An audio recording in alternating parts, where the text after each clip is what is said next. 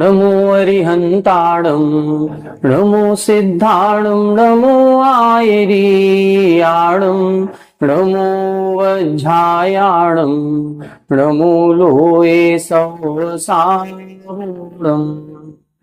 सिद्धं शुद्धं परमीय जिणेन्द्रवर्णेमि चन्द्रमकलङ्कं गुणरायण भूषणोदयं जीवस्य परुवणं वोच्छम्। 1008 श्री मूलनायक आदिनाथ भगवान की जय। 1008 श्री गोमटेश्वर बाहुबली भगवान की जय। द्वासांग जिनवाणी माता की जय। आचार्य श्रेष्ठ आचार्य गुरुवर श्री 108 नेमिचंद्र सिद्धांत चक्रवर्ती महाराज की जय। आचार्य श्रेष्ठ आचार्य गुरुवर श्री 108 विद्यासागर जी महामुनि राज की जय। तीर्थ चक्रवर्ती जगत पूज्य निर्यापक श्रमण मुनि पुंगव श्री 108 सुधा सागर जी महाराज की जय। समस्त मुनि संघ की जय। श्री गोमटसार जीवकांड जी ग्रंथराज की स्वाध्याय श्रृंखला में गुण स्थान पर अपनी चर्चा चल रही है। गुण स्थान 14 होते हैं और उन 14 गुण स्थानों में जो मिथ्या दृष्टि जीव हैं उनका प्रथम गुण स्थान होता है, जो सम्यक दृष्टि जीव हैं उनका चौथा गुण स्थान होता है, जिन्होंने व्रत प्रतिमाएं ग्रहण की हैं अर्थात जो सकल वृत्ति तो नहीं बन पाए लेकिन गृहस्थ में रह करके भी कुछ नियम संयम का पालन कर रहे हैं, ऐसे जीवों का पंचम गुण स्थान होता है। उनको हम अणुवृत्ति, देशवृत्ति, वृताव्रत या संयमा संयमी कहते हैं। जितने भी वर्तमान में अभी क्षुल्लक जी, एलक जी, आरिका माता जी अथवा वृत्ति श्रावक हैं, इन सबका पंचम गुण स्थान होता है।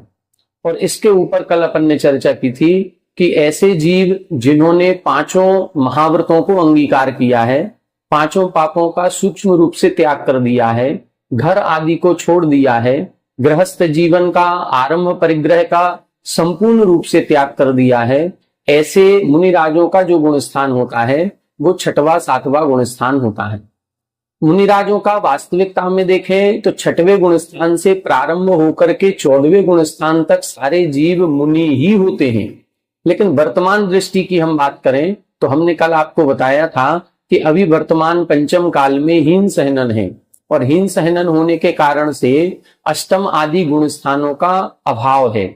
अभी वर्तमान में छठवां और सातवां गुण स्थान, बस सातवें गुण स्थान तक के जीव ही पाए जाते हैं। सप्तम गुण स्थान से ऊपर के जीव या मुनिराज यहाँ पर नहीं है।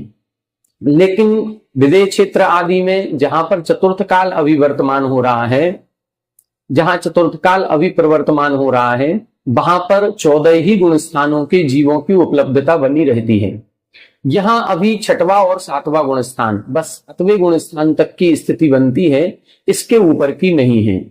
इसीलिए आज वर्तमान में यदि हम देखेंगे तो 4 प्रकार के मुख्य जीव यहाँ पर दृष्टिगोचर होंगे। एक मिथ्या दृष्टि जीव, सम्यक दृष्टि जीव, वृत्ति श्रावक और मुनिराज। तो जो मुनिराज होंगे वो छठवें सातवें गुण स्थानवर्ती हैं। जो एलक, क्षुल्लक, आरिका माता जी और प्रतिमाधारी श्रावक हैं वो पंचम गुण स्थानवर्ती हैं।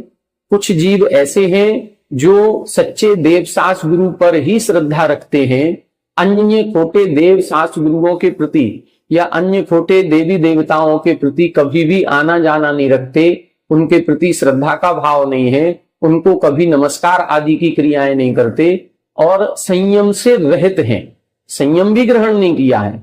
ऐसे जीवों को हम चतुर्थ गुण स्थानवर्ती सम्यक दृष्टि जीव कहते हैं। लेकिन कुछ जीव ऐसे होते हैं जो खोटे देवशास्त्र गुरुओं को ही मानते हैं अथवा सच्चे देवशास्त्र गुरुओं को खोटे देवशास्त्र गुरुओं के समकक्ष मान करके पूज रहे हैं, अथवा जो देवशास्त्र गुरुओं में धर्म में श्रद्धा ही नहीं रखते। कई लोग ऐसे होंगे जिनको भगवान पर धर्म पर कोई श्रद्धा नहीं, ना वो खोटे को मानते हैं और ना वो सच्चे को मान रहे हैं। तो ऐसे जितने भी जीव हैं उनको हम मिथ्या दृष्टि जीव कहते हैं। अपन सभी विगत कुछ दिनों से इस गुण स्थानों पर चर्चा कर रहे हैं और हमने मिथ्या दृष्टि जीव पर चर्चा कर ली, सम्यक दृष्टि जीव कैसे होते हैं उन पर चर्चा हो गई, संयमा संयमी जीवों का क्या स्वरूप होता है इस पर भी अपनी चर्चा हो चुकी है। पिछली कक्षा में हमने मुनियों का जो गुण स्थान होता है, महावृत्तियों का जो गुण स्थान है, ऐसे छठवें सातवें गुण स्थान पर चर्चा करना प्रारंभ किया था, जिसमें छठवें गुण स्थान पर अपनी चर्चा चल रही थी उसमें बताया गया था कि जो छठवां गुण स्थान है, ये छठवें गुण स्थान में कसायों के उदय की यदि हम बात करें तो मात्र संजुलन और नव नो कसाय, इन 13 कसायों का ही उदय पाया जाता है। शेष कसायों का उदय यहां पर नहीं होता। अनंतानुबंधी, अप्रत्याख्यानावरण और प्रत्याख्यानावरण, इन 12 कसायों का अनुदय होता है। मात्र संजुलन और नव नो कसाय का यथा योग्य उदय होता है, तब जाकर के छठवां गुण स्थान बनता है। संजुलन और नव नो कसाय का उदय तो छठवें में भी है, 7वें में भी है, 8वें 9वें में भी है। फिर इनमें कैसे डिफरेंस करेंगे, तो इनमें जो भिन्नता देखी जाती है वो संजुलन कसाय के कारण से देखी जाती है। संजुलन कसाय का तीव्र उदय भी होता है, मंद उदय भी होता है, मंद तर उदय भी होता है और मंद तम उदय भी होता है। जब संजुलन कसाय का तीव्र उदय होता है तो उसको हम छठवां गुण स्थान कहते हैं। जब संजुलन कसाय का मंद उदय होगा तो हम सप्तम गुण स्थान कहेंगे। जब मंद तर हो जाएगा तो 8वां गुण स्थान, और मंद तम हो जाएगा तो 9वां गुण स्थान। और 9वें के बाद फिर जब केवल संजुलन लोभ मात्र का उदय रह जाता है तो हम उसको 10वां गुण स्थान कहते हैं। और फिर जहां पर संजुलन कसाय का उदय ही नहीं रहता, सारी की सारी कसाएं उपसमित हो गई हैं, तो 11वां गुण स्थान है। और यदि सारी कसायों का क्षय कर दिया है तो 12वां गुण स्थान होता है। 12वें गुण स्थान के बाद यहां पर जब मोहिनी कर्म नष्ट हुआ तो 12वां गुण स्थान बन गया। और 12वें गुण स्थान में फिर ज्ञानावरण, दर्शनावरण और अंतराय, इन 3 घातीय कर्मों का और क्षय कर देते हैं तो 13वां गुण स्थान बन जाता है। 13वें गुण स्थान में योग सहित अवस्था है। फिर जब योग का निरोध भी कर देते हैं तो उसके बाद फिर 14वां गुण स्थान बनता है। और 14वें गुण स्थान के बाद सिद्धत्व की प्राप्ति हो जाती है। तो अपनी इधर छठवें गुण स्थान की चर्चा चल रही थी, तो छठवें, 7वें, 8वें, 9वें और 10वें, इन सभी गुण स्थानों में संजुलन का उदय है। लेकिन फिर भी भिन्नता पाई जाती है। किसी गुण स्थान में तीव्र उदय है, किसी में मंद है, किसी में मंदतर है, किसी में मंदतम है, और कहीं मात्र संजुलन की लोभ कसाय का, वो भी बिल्कुल अत्यंत सूक्ष्म लोभ का उदय होता है। इसीलिए ये गुण स्थानों में अंतर प्रतिपादित हो जाता है। अब इसके बाद अपन ने ये देखा था कि ये जो संज्वलन कसाय का तीव्र उदय होता है तो प्रमाद सहित अवस्था बनती है। ये प्रमाद कितने प्रकार का होता है, तो प्रमाद के 2 भेद इधर मुख्य रूप से बताए गए थे, व्यक्त प्रमाद और अव्यक्त प्रमाद। व्यक्त हमने बताया था, उसको कहते हैं जो व्रतों के प्रति असावधानी या व्रतों के प्रति बहुमान का नहीं होना, आदर भाव नहीं होना, उत्साह भाव नहीं होना। जैसे अपन सर्वार्थ सिद्धि पढ़ेंगे तो उसमें प्रमाद की जो परिभाषा लिखी उसमें लिखा है कुशलेषु अनादरः प्रमादः। जो कुशल क्रियाएं हैं उनमें अनादर का भाव होना, अनादर यानी उत्साह नहीं होना, बस इसी का नाम प्रमाद है। तो कभी कभी ये प्रमाद व्यक्त हो जाता है, हमें एक दूसरे का दिख जाता है। कई मुनिराज होंगे जिनका प्रमाद हमको दृष्टिगोचर हो जाता है, ठीक है, लेकिन कभी कभी ऐसा होता है कि वो प्रमाद दृष्टिगोचर नहीं होता, वो क्रिया करने में पूर्ण सावधान है, महाव्रतों का पालन करने में सावधान है, कोई भी व्रतों में अपना अतिचार वगैरह कुछ नहीं लगा रहे हैं, निरतिचार पालन कर रहे हैं, फिर भी संज्वलन कसाय का जब तीव्र उदय होगा तो हम अंतरंग के परिणामों को नहीं समझ पाएंगे। कभी कभी संज्वलन कसाय का जो तीव्र उदय है वो तीव्र उदय होते हुए भी अव्यक्त रूप से होता है, और जब अव्यक्त रूप से होगा तो उसका जो प्रभाव होना है वो प्रभाव भी अव्यक्त रहेगा, जो हम सभी के देखने में नहीं आएगा। और जब देखने में नहीं आएगा तो उस प्रमाद को हम अव्यक्त प्रमाद कहेंगे। मतलब वहां पर हम अपनी क्रियाओं के प्रति जागरूक होते हुए भी हमारा छठवां गुण स्थान हो जाएगा। हम क्रियाओं में जागरूक हैं तो छठवां सातवां दोनों होते रहेंगे। अब जब हम जागरूक हैं, हम अपनी क्रियाओं को पूर्ण सावधानता अपनी क्रियाओं का संचालन कर रहे हैं, किसी भी प्रकार का अतिचार नहीं लगने दे रहे हैं, फिर छठवां क्यों हो गया? तो वो कुछ नहीं है, संज्वलन कसाय का तीव्र उदय हो जाता है तो छठवां गुण स्थान हो जाता है। हमने आपको कल उदाहरण दिया था कि जैसे झूले में झूलते हैं उसी तरह से यहाँ पर भी मुनिराज छठवें और सातवें गुण स्थान में झूले में झूलने के समान होता है। एक बार झूला ऊपर जाता है फिर पुनः नीचे आएगा, फिर ऊपर जाएगा, फिर पुनः नीचे आएगा। इसी प्रकार से कभी छठवें से सातवां गुण स्थान, सातवां मतलब ऊपर का गुण स्थान, तो कभी ऊपर के गुण स्थान में सातवें में पहुंच जाते हैं, कभी नीचे छठवें में आ जाते हैं, फिर ऊपर सातवें में पहुंच गए, फिर नीचे छठवें में आ गए। ये छठवें सातवें गुण स्थान का काल अंतर मुहूर्त मात्र होता है। उसमें भी हमने आपको बताया था लगभग 3 सेकंड और 1.5 सेकंड का समय यहाँ पर कैलकुलेशन करके जो पंडित रतन चंद जी मुख्तार साहब हुए हैं, उन्होंने अपना व्यक्तित्व कृतित्व लिखा है। उसके अंतर्गत जिज्ञासा समाधान में एक ये इस तरह का प्रसंग आया है, जो हमने बहुत पहले आदरणीय बैनाड़ा जी साहब के साथ जब स्वाध्याय किया था तो उन्होंने हमको बताया था। तो ये 3 सेकंड और 1.5 सेकंड मतलब बहुत छोटा सा समय है, और इस छोटे से समय में ही ये गुण स्थान ऊपर नीचे होता रहता है। फिर अपन ने इसको देखा था कि ये जो प्रमाद है, इस प्रमाद के अनेक भेद भी होते हैं और प्रमाद के 15 भेद भी कहे गए। यहां मुख्य रूप से पहले 15 भेदों की चर्चा कही गई थी। इस गाथा को अपन ने देख लिया था। इसमें इन्होंने बताया था विकहा तहा कसाया, 34 नंबर की गाथा है।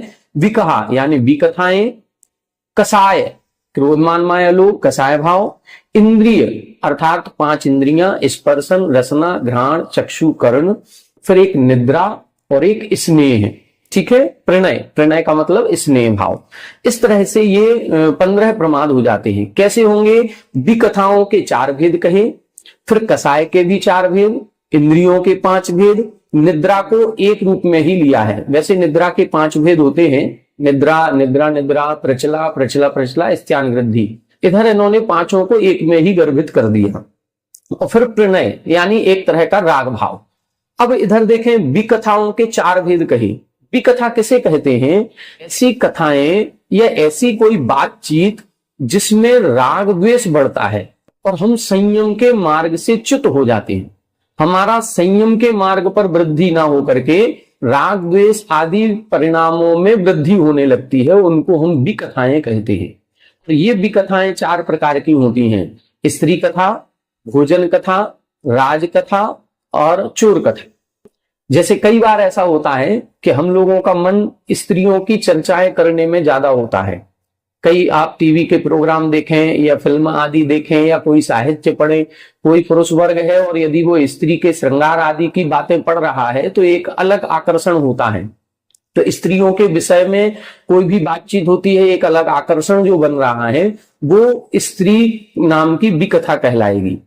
एक होती है भोजन कथा, आज का आहार कैसा हुआ, आहार में हमें ये चीज ज्यादा पसंद है, आज तो बहुत अच्छा आहार हुआ, आज तो अच्छा ही आहार नहीं हुआ, जिनके यहाँ गए थे उनके यहाँ कुछ था ही नहीं।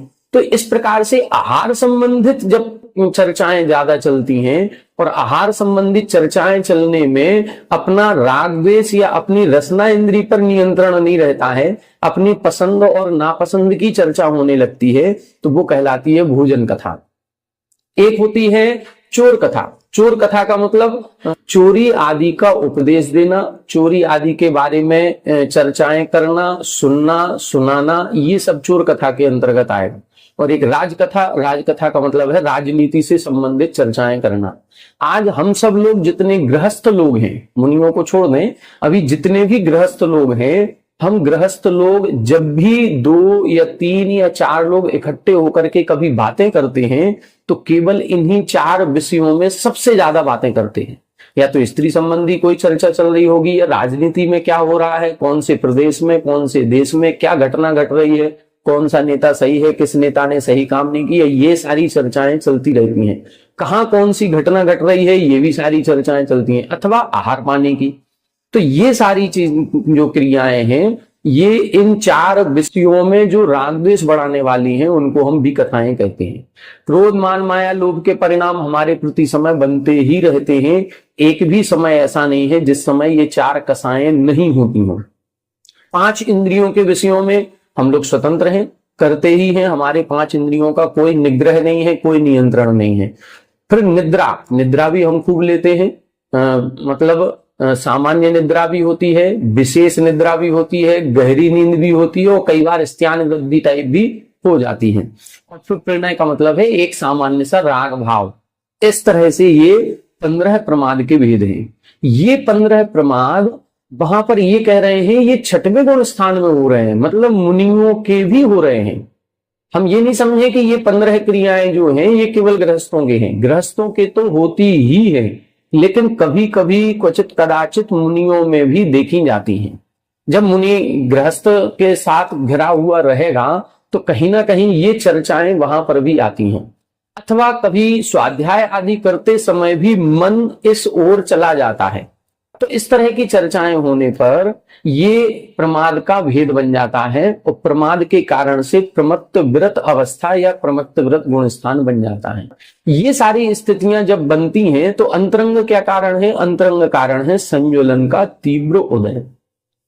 अब यहां पर ये चर्चा कर रहे हैं कि ये मुख्य रूप से 15 प्रमाद के भेद हैं। अब इन 15 प्रकार के प्रमादों का समुत कीर्तन किया जाएगा, मतलब अब इन्हीं का विशेष वर्णन किया जाएगा। तो आगे आने वाली जो 7-8 गाथाएं हैं इनमें इन्हीं प्रमाद के और उत्तर भेदों का कथन होगा।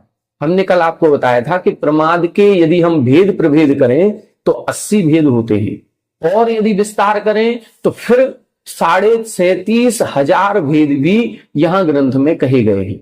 तो अब ये कैसे बनते हैं, किस प्रकार से बनते हैं, इसका वर्णन यहां पर प्रारंभ हो रहा है। आइए देखें गाथा नंबर 35। संखातः पत्थारो संखातः पत्थारो पर्यट्टणट्ठतः समुदिट्ठम् पर्यट्टणट्ठतः समुदिट्ठम् एदे पंच पयारा पमद समुक्कित्तणेणेया पमद समुक्कित्तणेणेया संखातः पत्थारो पर्यट्टणट्ठतः समुदिट्ठम् एदे पंच पयारा पमद समुक्कित्तणेणेया। देखें यहां बता रहे हैं पमद समुक्कित्तणेणेया, पमद यानी प्रमाद के, समुक्कित्तण यानी समुत कीर्तन में णेया जानना चाहिए। समुत कीर्तन का मतलब है अब इसका और विस्तार कर रहे हैं। प्रमाद के विषय पर यदि हम विस्तार से चर्चा करें तो अभी तो संक्षेप में प्रमाद के 15 भेद बताए थे, अब इनका और विस्तार से चर्चा करेंगे तो मुख्य रूप से 5 प्रकार से चर्चा की जाएगी। वो 5 प्रकार कौन कौन से हैं? संख्या, सबसे पहले प्रमाद की संख्या बताई जाएगी। जब भी किसी चीज का समुत कीर्तन किया जाता है, जैसे आप लोग जब कर्म कांड पढ़ेंगे तो कर्म कांड जी में एक अध्याय है, उसका नाम है प्रकृति समुत कीर्तन। तो समुत कीर्तन का मतलब अब यहां प्रकृति की चर्चा की जाएगी और कई प्रकार से चर्चा की जाएगी। जैसे प्रकृति के कितने भेद होते हैं, मूल प्रकृतियां कितनी हैं, उत्तर प्रकृतियां कितनी हैं, किस प्रकृति का क्या स्वरूप होता है, कौन सी प्रकृति का बंध कौन से गुण स्थान तक है, कौन सी प्रकृति का उदय कौन से गुण स्थान तक है, कौन सी प्रकृति कौन से गुण स्थान में नष्ट होती है, ये सब क्या है? ये प्रकृति समुत कीर्तन है। अब इधर प्रमाद समुत कीर्तन कर रहे हैं और प्रमाद का जब विस्तार करेंगे, चर्चा करेंगे तो 5 प्रकार से चर्चा करेंगे। सबसे पहले प्रमाद की संख्या यानी संख्या बताई जाएगी कि प्रमाद की संख्या कितनी है। फिर तह पत्थारू, फिर उसका प्रस्तार किया जाएगा। प्रस्तार का मतलब विस्तार किया जाएगा। फिर पर्यट्टन, फिर उसमें परिवर्तन कैसे होता है उस परिवर्तन की चर्चा की जाएगी। फिर णट्ठ यानी नष्ट निकालने की विधि बताई जाएगी। और फिर तह समुद्दिष्टम, और फिर समुद्दिष्ट बताया जाएगा। तो ये 5 प्रकार से एदे पंच पयारा, ऐसे 5 प्रकार से पमद समुक्कित्तणेणेया, ये प्रमाद का समुत कीर्तन जानना चाहिए।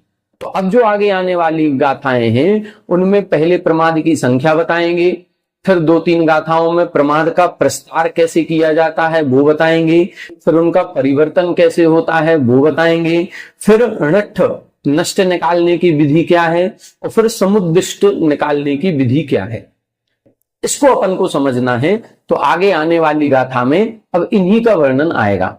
आगे देखें, संख्या सबसे पहले बता रहे हैं, संख्या कितनी होती है, कैसे जाननी चाहिए। देखें, सव्वे विपुव्वभंगा सव्वे विपुव्वभंगा उविरिम्भंगेषु एकमेकेषु उविरिम्भंगेषु एकमेकेषु मेलन्तित्यकंसो गुणिदे उपपज्यदे संख्या गुणिदे उपपज्यते संखा सव्वे विपुवभंगा पुविरिं भंगेषु एकमेकेषु मेलन्तीयकंसो गुणिदे उपपज्यते संखा। अब देखो इधर संख्या यानी संख्या बता रहे हैं, प्रमाद की संख्या कितनी होती है। अभी अपन ने प्रमाद के भेद पढ़े हैं, प्रमाद के भेद 15 बताए गए, विकथा, फिर कसाय, फिर इंद्रियां, फिर निद्रा और स्नेह। इनके प्रभेद अपन ने देखे थे। तो विकथाएं 4, कसाय 4, इंद्रियां 5, फिर निद्रा का एक ही भेद लिया है और प्रणय का भी एक ही भेद लिया है। तो जहां एक एक है वहां और प्रभेद है नहीं, इसीलिए उनकी चर्चा अब आगे नहीं की जाएगी क्योंकि उनका एक ही भेद है। लेकिन जहां पर ज्यादा भेद है, कहीं 4 भेद है, कहीं 5 भेद है, अब वहां से ये संख्या निकाली जाएगी। अब संख्या कैसे निकालेंगे देखें। सव्वे विपुव भंगा, जितने भी पूर्व भंग हैं, पूर्व भंग का मतलब सबसे पहले विकथा लिखी है, फिर कसाय लिखी है। तो पहले पुब्ब भंग जो विकथाओं का भंग है, विकथाओं के कितने भेद किए थे 4। और फिर उबरिम भंगेशु, उबरिम यानी ऊपर का भंग, ऊपर का मतलब प्रमाद के बाद कौन सा भंग बनाया था, कसाय का। तो कसाय के कितने भेद हैं 4। तो प्रमाद के 4 भेदों को उबरिम भंगेशु, कसाय के 4 भेदों में एक में केसु, प्रत्येक में एक एक मिलाना है। मेलंतीय कमसो, क्रम से एक एक को मिला दें। जैसे 4 भी कथाएं हैं तो हमने स्त्री कथा, भोजन कथा, राज कथा और चोर कथा, ऐसे चारों कथाओं के नाम लिखे।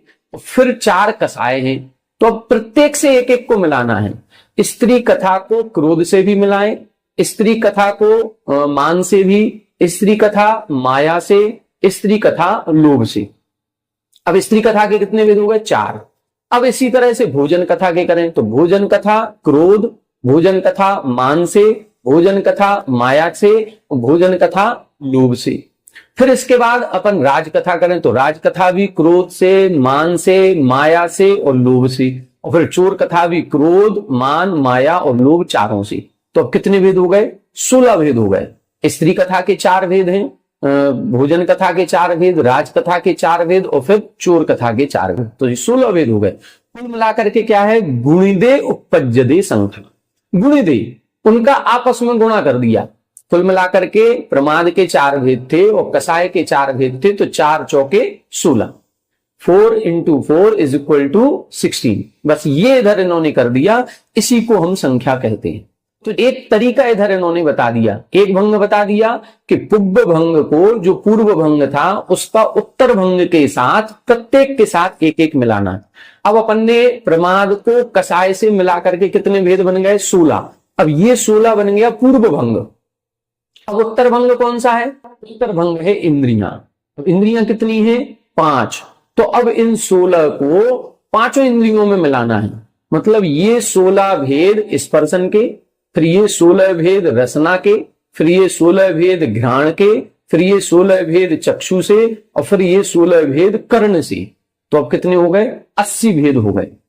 अब ये 80 भेद निद्रा से और 80 भेद स्नेह से। अब निद्रा के कोई भेद नहीं है। यदि निद्रा के 2 भेद ले लेते या निद्रा के 5 भेद ले लेते पांचों, तो निद्रा के 5 भेद लेने पर ये 80 को 5 से लगाना पड़ता। फिर 80 निद्रा, फिर 80 निद्रा निद्रा, 80 प्रचला, 80 प्रचला प्रचला, 80 स्त्यान ग्रंथि। लेकिन इधर इन्होंने निद्रा को एक ही लिया है, इसलिए 80 एकम 80। और फिर प्रणय से भी करेंगे तो प्रणय भी एक है, इसीलिए ये भेद कितने बनेंगे 80 भेद बनेंगे। ये 80 जो निकली है इसको हम संख्या कहेंगे। ये संख्या हो गई, ठीक है। तो पहले इधर इन्होंने क्या किया, आपस में गुणा करना है, इसी को संख्या कहते हैं। 4 × 4 तो 16 और 16 × 5 तो 80, 80 × 1 तो भी 80, और 80 × 1 तो भी 80। तो ये संख्या कहलाती है। जितने भी पूर्व भंग है उनको उपरिम भंगों के प्रत्येक भंग में से गुणा करना है, उससे ये संख्या उत्पन्न हो जाती। अब प्रस्तार की बात करेंगे तो प्रस्तार क्या कहलाता है, इसके लिए इन्होंने 2 क्रम बताए हैं, 2 गाथाएं लिखी हैं, दोनों की अलग अलग विधि से इन्होंने बताया है। इस पर चर्चा अपन बाद में करेंगे। पहले ये 80 भंग कैसे बनाना है इस पर हम आपको चर्चा कर रहे हैं, बोर्ड पर समझाए दे रहे हैं। अब हम कुछ आपको भंग बता दे रहे हैं, बाकी आपको अपने घर पर डायरी पेन पर बनाने हैं। कैसे बनाना है ये हम आपको उसकी विधि बता रहे हैं। वही विधि आगामी गाथाओं में लिख करके अपन ने गाथाओं में अपन जो पढ़ेंगे उसमें आएगी। तो प्रस्तार कैसे करना है, परिवर्तन कैसे करना है, नष्ट क्या है, समुद्दिष्ट क्या है, जब ये 80 भेद आप समझ जाएंगे तो आगे का विषय भी आपको क्लियर हो जाएगा। तो आइए अब बोर्ड के माध्यम से अपन 80 भेदों को समझते हैं कैसे लगाना है। देखें, सबसे पहले अपन को जो 80 भेद बनाना है, तो 80 में जो प्रमाद के प्रमुख 5 भेद बताए गए हैं, पहले उन 5 भेदों को लिखेंगे। तो प्रमाद के 5 भेद कौन कौन से हैं? पहले लिखा है विकथा, फिर क्या लिखा? कसाय, फिर क्या लिखा? इंद्रियां, और फिर निद्रा, और फिर स्नेह या प्रणय। ठीक है। अब इन 5 में से इनके भेद कितने हैं? 4, 4, 5, 1 और 1। अब इनमें से अपन को एक एक भंग को लेना है, ये प्रस्तार बता रहे हैं। अब ये संख्या हो गई अपनी, संख्या में क्या करेंगे हम? 4 गुणे 4 गुणे 5 गुणे 1 गुणे 1 बराबर 80, ये संख्या हो गई। अब प्रस्तार कैसे किया जाता है वो प्रस्तार हम आपको पहले बता रहे हैं, फिर अपन गाथा से पढ़ेंगे। क्या करेंगे? ये जो 4 कथाएं हैं, इन 4 कथाओं को हम पहले लिखी कौन सी? स्त्री कथा। फिर एक कसाय को लिखे, क्रोध कसाय। फिर एक इंद्रिय लिखे, स्पर्शन। ठीक है। निद्रा और स्नेह जो है ये सभी के साथ जुड़ेगा, क्योंकि एक एक भेद है, ये सभी भेदों में जोड़ देंगे। तो अभी अपन इन 3 को समझते हैं, क्योंकि 3 से ही 80 भेद बन जाएंगे। तो पहले हमने क्या लिखा? स्त्री, क्रोध, स्पर्शन। ठीक है। अब क्या करना है? अब हम एक को बदलेंगे, सबसे लास्ट वाले को, सबसे लास्ट वाले को बदलेंगे। कब तक बदलेंगे? जब तक इसके पूरे भेद नहीं बन जाए। जैसे स्पर्शन, इंद्रियां कितनी होती है? 5। तो हम इन दोनों को नहीं बदलेंगे, केवल इंद्री को बदलेंगे। तो इधर आप दूसरा भेद क्या बनेगा? स्त्री, क्रोध, रसना। फिर क्या बनेगा? स्त्री, क्रोध, घ्राण। फिर इसके बाद स्त्री, क्रोध और चक्षु। फिर इसके बाद स्त्री कथा, क्रोध कसाय और कर्ण इंद्री। ये 5 भेद बन गए। अब ये कर्ण इंद्री पूरी हो गई। अब कर्ण इंद्री के बाद फिर से स्पर्शन इंद्री का नंबर आएगा। तो जब हम एक जो भंग हमारा था ये पूरा हो गया, तो इसके पूरे होने के बाद अब इसमें परिवर्तन करेंगे। अब क्रोध की जगह किसको लिखेंगे? मान को। तो अब क्या लिखेंगे?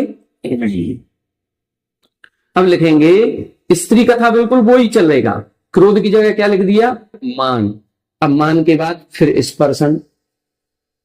तो स्त्री कथा, मान, स्पर्शन। फिर स्त्री कथा, मान, रसना। फिर स्त्री कथा, मान, घ्राण। फिर स्त्री कथा, मान, चक्षु। फिर स्त्री कथा, मान, कर्ण। अब कर्ण पूरी हो गई, 5 हो गए। अब इस मान के बाद क्या आ जाएगा? माया। तो अभी जैसे क्रोध के 5 भेद बने, मान के 5 भेद बनेंगे, माया के 5 भेद बनेंगे, और फिर लोभ के 5 भेद बनेंगे। तो ये कितने हो गए? 20 भेद हो गए। ये 20 किसके हुए? ये स्त्री के हुए। जब क्रोध, मान, माया और लोभ, ये चारों कसाय हो गए। अब लोभ के बाद फिर किसका नंबर आएगा? अब तो कोई बचा ही नहीं। जब कोई नहीं बचेगा तो फिर हम स्त्री में परिवर्तन करेंगे। अब स्त्री कथा की जगह फिर लिखेंगे हम भोजन कथा, दूसरे नंबर की कथा। अब दूसरे नंबर की कथा जब भोजन कथा लिखेंगे तो फिर से यही शुरू से करेंगे। भोजन कथा, क्रोध, स्पर्शन। फिर भोजन कथा, क्रोध, रसना। फिर भोजन कथा, क्रोध, घ्राण। फिर भोजन कथा, क्रोध, चक्षु। फिर भोजन कथा, क्रोध, कर्ण। फिर मान का नंबर आएगा, फिर माया का, और फिर लोभ का। जैसे लोभ हो जाएगा फिर भोजन कथा की जगह अपन राज कथा लिखेंगे। फिर राज कथा की जगह फिर लिखेंगे चोर कथा। तो ऐसे 4 कथाओं को हम बांध लेंगे। तो हमने जब स्त्री कथा के लगाए, स्त्री कथा क्रोध के 5, स्त्री कथा मान के 5, स्त्री कथा माया के 5, स्त्री कथा लोभ के 5, तो स्त्री कथा के कितने हो गए? 20। जब स्त्री कथा के 20 तो राज कथा के भी 20, भोज कथा के भी 20 और चोर कथा के भी 20। तो ये कुल मिलाकर के 80 भेद हो जाएंगे। आगे जो प्रस्तार बताया है वो प्रस्तार की यही परिभाषा बताई है हमें कैसे बदलना है। इसी को हम प्रस्तार कहते हैं कि इसके साथ इसके भंग को एक को लेना है और इसके भंग को एक लेना है, ये प्रस्तार हो गया। तो परिवर्तन, परिवर्तन क्या है? स्पर्शन के बाद रसना करना है, फिर घ्राण करना है, फिर चक्षु करना है, फिर कर्ण करना है।